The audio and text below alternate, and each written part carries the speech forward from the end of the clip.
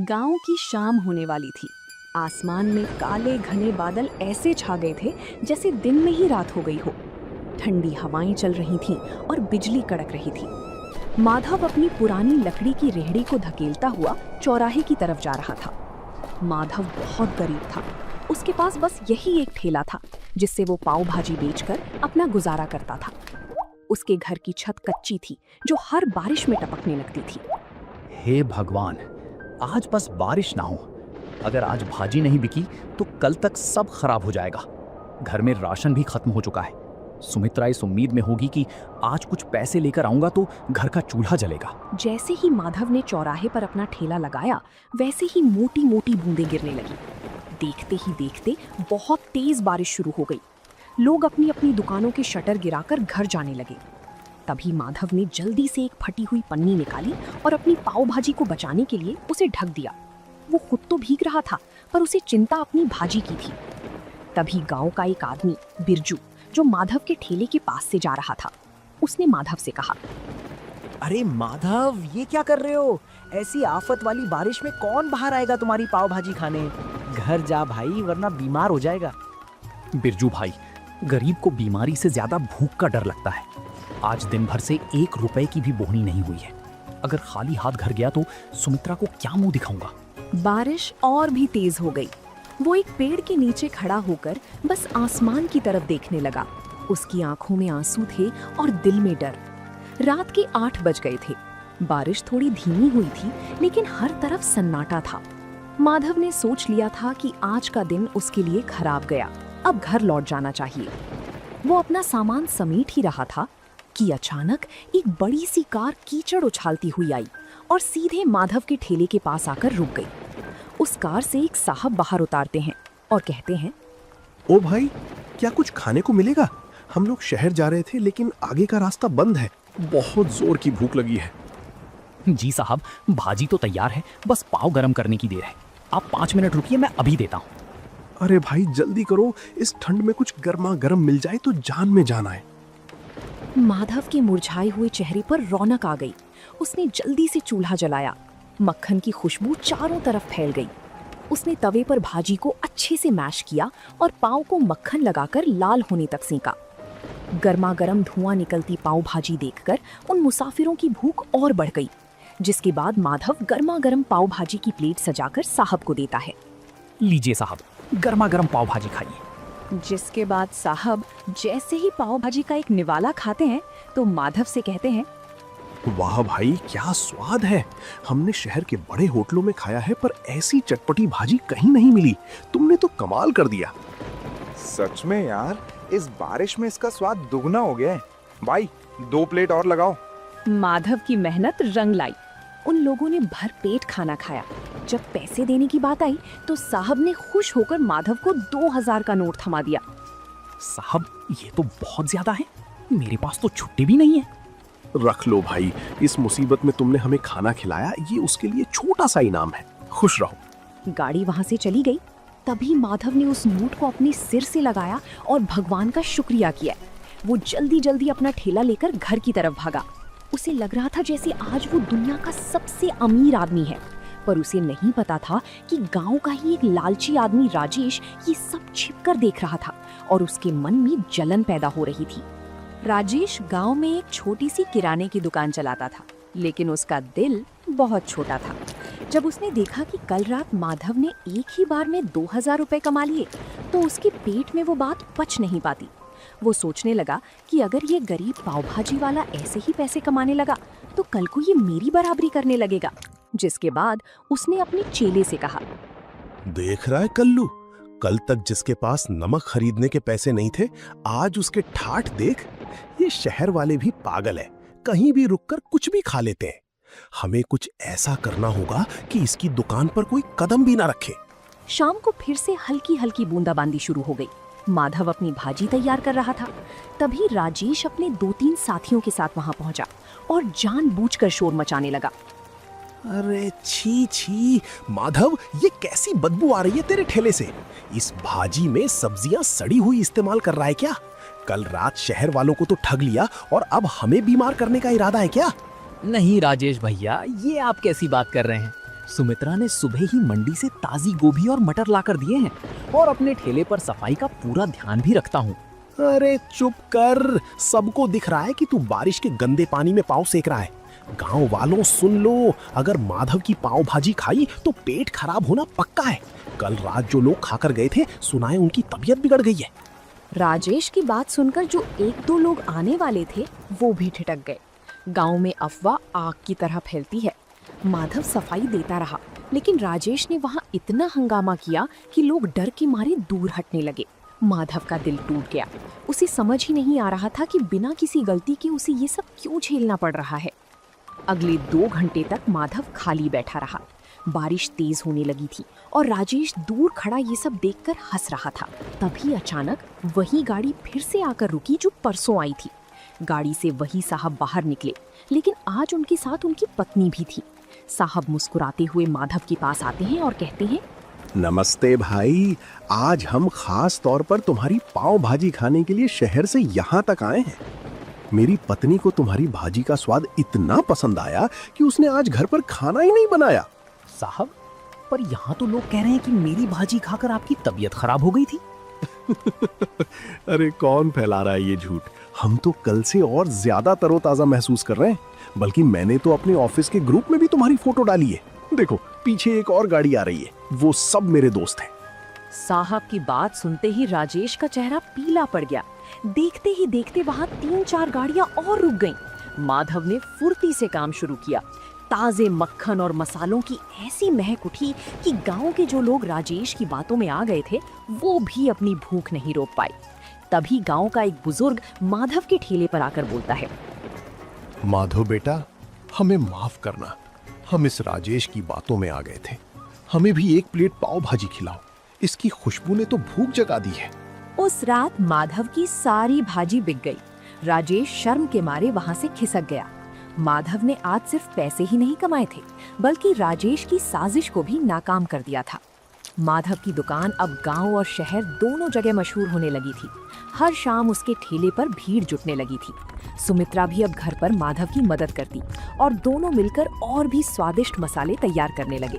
लेकिन माधव का सपना अब बड़ा हो गया था और एक रात जब माधव घर लौटा तो उसने देखा कि सुमित्रा छत से टपकते पानी को रोकने के लिए बर्तन रख रही है। पूरी रात दोनों सो नहीं पाए क्योंकि बिस्तर भीग चुका था। और तभी उस रात माधव ने एक बड़ा फैसला लिया। सुमित्रा, अब बहुत हो गया। कब तक हम इस टपकती छत के नीचे रात गुजारेंगे? भगवान की दया से अब हमारे पास कुछ पैसे जमा हो गए हैं। मैं सोच रहा हूँ कि अब ठेला छोड़कर एक छोटी सी दुकान किराए पर ले लूं। दुकान? पर उसके लिए तो बहुत पैसे लगेंगे और गांव के चौराहे पर दुकान मिलना भी तो मुश्किल है। कोशिश करने में क्या हर्ज है? अगर एक बार पक्की दुकान हो गई तो बारिश में भी धंधा बंद नहीं होगा और लोग आराम से बैठकर खा सकेंगे। मैं कल ही सरपंच जी से बात करूंगा। अगले दिन माधव सरपंच जी के पास गया। सरपंच जी ने माधव की मेहनत देखी थी, इसलिए उन्होंने उसे चौराहे के पास एक पुरानी दुकान किराए पर दिलाने में मदद की। माधव ने दिन रात एक करके उस दुकान की सफाई की और उसे एक छोटी सी पाव भाजी ढाबे का रूप दे दिया। माधव के ढाबे का नाम रखा गया माधव पाव भाजी सेंटर। उद्घाटन के दिन माधव ने पूरे गांव को न्योता दिया। उसने सोचा था कि पुरानी बातें भूलकर वो राजेश को भी बुलाएगा ताकि गांव में भाईचारा बना रहे। जिसके बाद माधव राजेश की दुकान पर जाता है और कहता है, राजेश भाई, आज मेरी छोटी सी दुकान का उद्घाटन है, आप जरूर आना, मुझे बहुत खुशी होगी। बड़ा आया दुकान खोलने वाला। 2 दिन क्या शहर वाले रुक गए, तू तो अपने आप को राजा समझने लगा। जा, मैं नहीं आने वाला तेरी सड़ी हुई दुकान पर। माधव उदास मन से वापस आ गया। शाम को ढाबे पर खूब रौनक थी। मुसाफिर, गांव के लोग और बच्चे सब बड़े चाव से पाव भाजी खा रहे थे। तभी अचानक कुछ ऐसा हुआ जिसकी किसी ने उम्मीद नहीं की थी। गांव के कुछ आवारा लड़के, जिन्हें राजेश ने पैसे देकर भेजा था, ढाबे के अंदर आए और शोर मचाने लगे। और एक लड़का जानबूझकर प्लेट नीचे गिरा देता है और कहता है, अरे ये कैसी भाजी है? इसमें तो कंकड़ पत्थर है। तुम लोग हमें बीमार करना चाहते हो क्या? माधव सन्न रह गया। उसे पता था कि भाजी उसने खुद छानी है, उसमें कंकड़ हो ही नहीं सकते। लेकिन वो लड़के इस बात को लेकर दुकान का सामान बाहर फेंकने लगे, जिसके कारण दुकान का पूरा माहौल खराब हो गया। तभी भीड़ में से एक कड़क आवाज आई, रुको, ये क्या बदतमीजी है। सबने मुड़कर देखा तो वो गांव के नए हेड कांस्टेबल रघुवीर सिंह थे। वो सादे कपड़ों में अपनी पत्नी के साथ वहां पाव भाजी खाने आए थे। उन्हें देखकर राजेश के भेजे हुए लड़के घबरा गए, जिसके बाद रघुवीर सिंह उन लड़कों के पास जाकर कंकड़ वाली प्लेट उठाते हैं और कहते हैं, तुम कह रहे हो इसमें कंकड़ है? जरा मैं भी तो देखूं। हाँ, अरे ये कंकड़ तो ऊपर से डाले गए लगते हैं, क्योंकि इस कंकड़ पर भाजी का मसाला भी नहीं लगा है। सच सच बताओ, तुम्हें यहाँ हंगामा करने के लिए किसने भेजा है? वो साहब, हमें तो राजेश भैया ने बोला था कि माधव की दुकान जमने नहीं देनी है। उन्होंने हमें पैसे दिए थे। ये सुनते ही वहां खड़े गांव वालों में कानाफूसी शुरू हो गई। सबको समझ आ गया कि माधव बेकसूर है, जिसके बाद रघुवीर सिंह ने उन लड़कों को डांट कर भगा दिया और माधव से कहने लगे, माधव भाई, डरो मत। तुम्हारी ईमानदारी ही तुम्हारी सबसे बड़ी ताकत है। आज से यहाँ तुम्हें कोई परेशान नहीं करेगा। चलो, अब हमारे लिए 2 प्लेट बढ़िया सी पाव भाजी लगाओ, बहुत भूख लगी है। माधव की आंखों में आंसू आ गए। उसने हिम्मत जुटाई और फिर से काम शुरू किया। उस दिन के बाद गांव वालों का भरोसा माधव पर और भी ज्यादा बढ़ गया। माधव का काम अब दिन दुगुनी रात चौगुनी तरक्की कर रहा था। दूसरी तरफ राजेश की जलन कम होने का नाम नहीं ले रही थी। उसने सोचा कि अगर माधव पाव भाजी बेचकर अमीर हो सकता है तो मैं क्यों नहीं। उसने भी अपनी दुकान के बाहर पाव भाजी का बड़ा सा बोर्ड लगा दिया और तभी राजेश ने अपने चेले कल्लू से कहा, देख कल्लू, माधव ताजी सब्जियां और महंगा मक्खन डालता है, इसलिए उसे बचत कम होती है। हम क्या करेंगे, हम मंडी से सस्ती और थोड़ी बासी सब्जियां लाएंगे और मक्खन की जगह सस्ता डालडा घी इस्तेमाल करेंगे और स्वाद के लिए तेज मिर्च डाल देंगे। किसी को पता नहीं चलेगा। राजेश ने दुकान तो शुरू कर दी, लेकिन उसका इरादा सिर्फ पैसा कमाना था, सेवा करना नहीं। शुरुआत में कुछ लोग कम दाम के लालच में राजेश के पास गए, लेकिन 2 ही दिन में असर दिखने लगा और एक दिन गांव का एक आदमी पेट पकड़कर राजेश की दुकान पर आया और कहने लगा, अरे राजेश, ये क्या खिला दिया तुमने? कल रात तुम्हारी पाव भाजी खाई थी, तब से पूरे घर का पेट खराब हो गया है। डॉक्टर के यहाँ चक्कर लगाने पड़ रहे हैं। धीरे धीरे राजेश की पोल खुलने लगी। जो लोग सस्ते के चक्कर में राजेश के यहाँ पाव भाजी खाने गए थे, उनकी तबीयत खराब हो गई थी। गांव के पंचायत में राजेश की शिकायत पहुंच गई। सरपंच जी ने राजेश पर भारी जुर्माना लगाया और उसकी दुकान कुछ दिनों के लिए बंद करवा दी। राजेश को लालच की बहुत बड़ी सजा मिली थी। राजेश की दुकान बंद हो गई और पूरे गांव में उसकी बदनामी हो गई। दूसरी तरफ माधव ने अपनी मेहनत से न केवल गांव वालों का दिल जीता, बल्कि अब दूर दूर से लोग उसकी पाव भाजी का स्वाद चखने आने लगे थे। लेकिन माधव का दिल आज भी उतना ही साफ था जितना पहले दिन था। माधव का छोटा सा ढाबा अब छोटा पड़ने लगा था। शहर के एक बड़े अखबार में माधव की कहानी छपी कि कैसे एक गरीब पाव भाजी वाले ने अपनी ईमानदारी से अपनी किस्मत बदली। इस खबर के बाद शहर के एक बड़े बिजनेसमैन माधव के पास आए। माधव भाई, आपकी भाजी में जो स्वाद है वो मैंने आज तक कहीं नहीं चखा। मैं चाहता हूँ कि शहर के मुख्य हाईवे पर हम मिलकर एक बड़ा फैमिली रेस्टोरेंट खोलें। जगह और पैसा मेरा होगा और हुनर आपका। साहब, मैं तो एक छोटा सा आदमी हूँ। मुझे डर लगता है कि कहीं मैं इतनी बड़ी जिम्मेदारी संभाल पाऊंगा या नहीं। क्यों नहीं संभाल पाएंगे? आपने कीचड़ और बारिश में ठेला चलाया है। ये तो फिर भी छत के नीचे का काम है। आपको भगवान ने मौका दिया है, इसे मत छोड़िए। माधव मान गया। कुछ ही महीनों में हाईवे पर एक आलीशान ढाबा तैयार हो गया, जिसका नाम रखा गया माधव की असली पाव भाजी। अब माधव के पास काम करने के लिए कई लोग थे, लेकिन वो आज भी खुद खड़े होकर भाजी का मसाला तैयार करता था ताकि स्वाद न बदले। माधव अब एक बड़ा आदमी बन चुका था। उसने गांव में अपने लिए एक पक्का और सुंदर घर बनवा लिया था। एक दिन जब वो अपने पुराने गांव के चौराहे से गुजर रहा था, तो उसने देखा कि राजेश अपनी दुकान के बाहर बहुत उदास बैठा है। उसकी दुकान पर धूल जमी थी और वो बहुत कमजोर लग रहा था। जिसके बाद माधव राजेश के पास जाता है और कहता है, राजेश भाई, राम राम, क्या हालचाल है? माधव, तुम यहाँ? भाई, मुझे माफ कर दो। मैंने तुम्हारे साथ बहुत बुरा किया, तुम्हारी दुकान उजाड़ने की कोशिश की।